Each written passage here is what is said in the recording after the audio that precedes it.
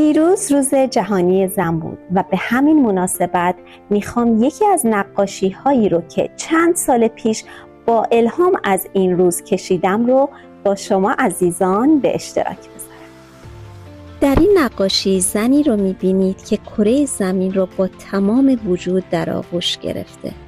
او نماد زنانگی، قدرت و مهربانی است. رنگ‌های زنده‌ای که روی بدنش جاری است نشون دهنده روح پرشور و نقش حیاتی زنان در زندگی و جهان است. این نقاشی یادآور این است که زنان ستون‌های اصلی این دنیا هستند و بدون حضور و نقش آنها جهان بیرنگ و بیروح می‌شود. زنان هستند که به دنیا زندگی می‌بخشند، از آن محافظت می‌کنند و آن را با عشق و امید پر می‌کنند.